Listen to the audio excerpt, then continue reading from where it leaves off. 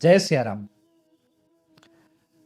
फिर से दिव्य संकल्प के एक नए वीडियो में आपका स्वागत है। आज का जो वीडियो आज इस वीडियो में जो टॉपिक होने वाला है वो है ऑरा क्या है, यानी कि आभा मंडल के बारे में और आभा के बारे में जानकारी। देखिए, या तो हम एक इंग्लिश टर्म को लें जो होता है ऑरा और उसी के बारे में बात करें, लेकिन मैं समझता हूं कि हमें ऑरा के बारे में बात करने के बजाय हमें आभा और आभा मंडल के बारे में बात करनी चाहिए।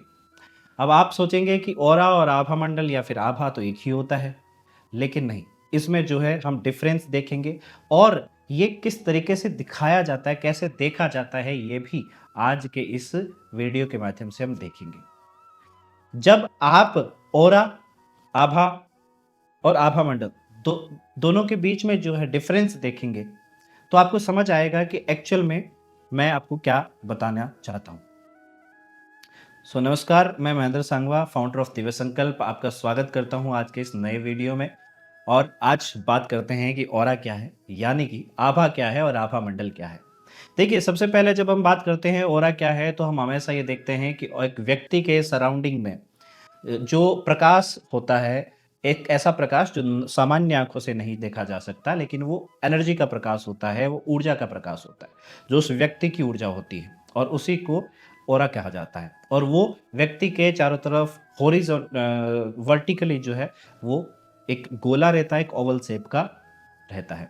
लेकिन जब हम हिंदी टर्म्स में बात करें, आभा और आभा मंडल की बात करें, तो दोनों में बड़ा फर्क आ जाता है। पहली चीज, जब हम बात करते हैं आभा की, मंडल को छोड़ दीजिए, पहले हम बात करते हैं आभा की। आभा क्या होती? आभा जो है वो आपके शरीर के चारों तरफ नहीं रहती। आभा जो होती है वो होती है आपके शरीर के भीतर, यानी कि आपका तेज, ठीक है, आपका जो तेज है, आपका जो अंदर का प्रकाश है, जो भीतर का प्रकाश है, जो आत्मा का प्रकाश है, जो आपकी अवेकनिंग का प्रकाश है, वो आपकी आभा है। और आभा मंडल क्या है? आभा मंडल जो आपके शरीर के बाहर की ऊर्जा है, जो आपके शरीर के बाहर रिफ्लेक्ट होती है, जो आपके शरीर के चारों तरफ होती है, वो जो ऊर्जा है वो आभा के मंडल है। मंडल का अर्थ होता है घेरा, एक गोल घेरा, यानी कि आपकी ऊर्जा का एक मंडल जो है वो आपका आभा मंडल है। लेकिन आपकी आभा आपके शरीर के भीतर है, आपके शरीर के भीतर से झलकती है वो। इसीलिए मोस्टली लोग जो है ओरा के नाम पर सिर्फ आभा के मंडल देखते हैं, यानी कि ऊर्जा के जो घेरे हैं वही देखते हैं, लेकिन आपकी आभा नहीं देखते। आभा जो है वो शरीर के भीतर ही दिखेगी, वो शरीर से बाहर 1 इंच भी नहीं होती।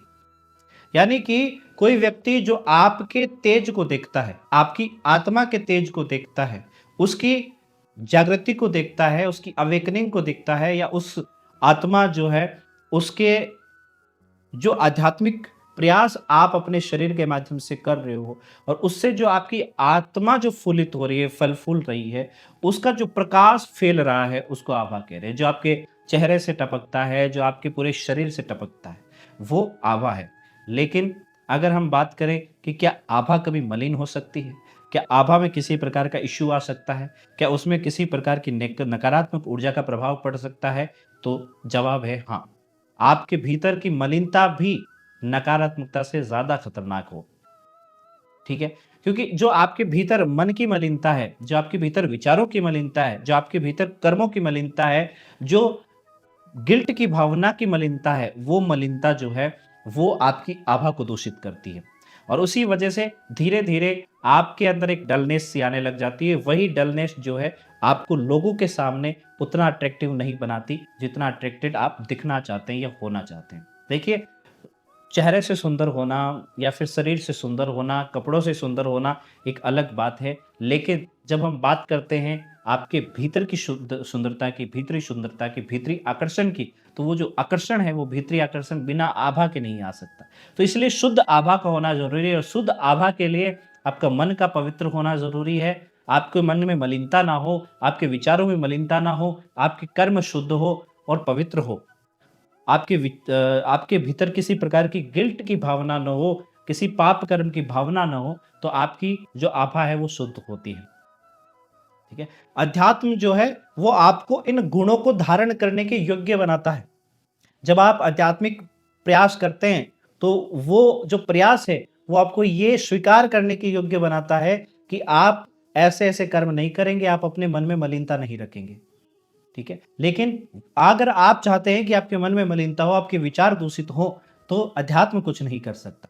इसलिए आभा को सुंदर बनाने का, आभा को पवित्र बनाने का जो कार्य है, वो सिर्फ़ और सिर्फ़ आप तभी कर सकते हैं जब आपका मन पवित्र हो, जब आपके विचार पवित्र हो, शुद्ध हो और आपके कर्म पवित्र हो।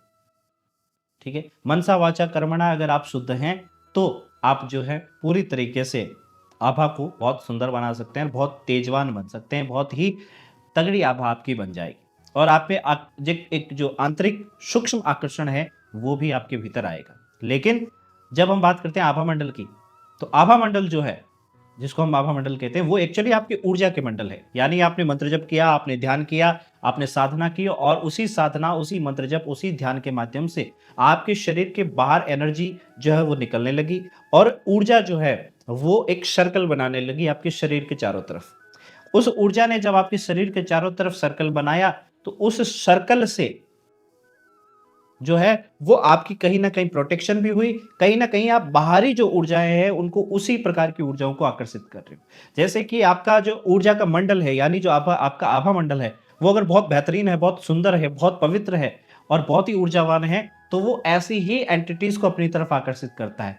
जो हायर डायमेंशंस की एनर्जीज़ हैं, जो कहीं न कहीं पवित्र है, जो अच्छी है, जो लोगों की मदद करती है और जो आपकी भी मदद कर सकती है। लेकिन अगर आपका आभा मंडल यानी आपका ऊर्जा का जो मंडल है वो बहुत खराब है, अगर उनमें किसी प्रकार की मंत्र जप वगैरह की कोई ऊर्जा नहीं है, सिर्फ़ और सिर्फ़ आपकी ही गलत कर्मों, आपके दूषित मन और विचारों के इम्प्रिंट्स अगर उसके अंदर हैं, तो वो किसको आकर्षित करेंगे? वो ऐसी ही लोअर डायमेंशंस की नेगेटिव एनर्जीज़ को अट्रैक्ट करेंगे जो आपके साथ-साथ दूसरों को भी नुकसान पहुँचाए। ठीक है? और वही जो नेगेटिव एनर्जीज़ है वो आपके अंदर आकर के आप ही की दूषित भावनाओं को और ज़्यादा बढ़ा देती है। तो आभा मंडल और आभा दोनों का शुद्ध होना बहुत ज़रूरी है और आभा मंडल को शुद्ध करने के लिए, उसको बेहतरीन बनाने के लिए, उसको स्ट्रॉन्ग बनाने के लिए, उसको पॉजिटिव बनाने के लिए आपको मंत्र जप, ध्यान साधना इत्यादि करनी पड़ती है और आभा को सुरक्षित बनाने के लिए, आभा को अच्छा बनाने के लिए, उसको बेहतरीन बनाने के लिए, उसको पवित्र शुद्ध बनाने के लिए आपको मनसा वाचा कर्मणा जो है बहुत अच्छा होना चाहिए, पवित्र होना पड़ेगा, तभी आप आभा के ऊपर कार्य कर सकते हैं। इसलिए मोस्टली लोगों में आभा मंडल देखने को मिल जाता है, लेकिन आभा उनकी फिर भी दूषित होती है। कोई-कोई व्यक्ति आभा देख पाते हैं, बहुत सारे लोग आभा देखते भी नहीं हैं और वो इस बारे में बताते भी नहीं हैं। तो ये जो जानकारी मैंने आपको बताई, ये मेरे अनुभवों पर आधारित है, ये कहीं पे भी मैंने पढ़ी नहीं है और ये जो अनुभवों पर आधारित जानकारी है, ये आप समझ लेंगे तो आपके लिए बहुत ही डेप्थ आ जाएगी आपकी एस्ट्रल नॉलेज में, क्योंकि जब तक आप इन चीज़ों को नहीं समझते हैं, आप बाहरी-बाहरी आवरणों में ही दौड़ते हैं। तो जब आप इसे डीपली समझ सकते हैं, डीपली समझ जाते हैं कि आभा और आभा मंडल दोनों में फ़र्क होता है, तब जो है आप बहुत ही अच्छी तरीके से अपनी आभा और आभा मंडल के ऊपर कार्य करके अपने आप को कंप्लीट ट्रांसफॉर्मेशन में ला सकते हो। इस वीडियो में हमने बात की कि ऑरा क्या होता है, यानी आभा और आभा मंडल क्या होता है, किस तरीके से वो दिखाई दिए जाते हैं, कैसे उनको उन पर काम किया जाता है। तो अगर ये वीडियो आपको पसंद आया है तो कमेंट में ज़रूर लिख के हमें बताएं और कमेंट में साथ ये भी लिखें कि आप अगले कौन से टॉपिक पर वीडियो चाहते हैं, हम उसी टॉपिक पर वीडियो बनाने की कोशिश करेंगे। इस वीडियो में इतना ही, मिलते हैं नेक्स्ट वीडियो में, तब तक के लिए जय सिया राम।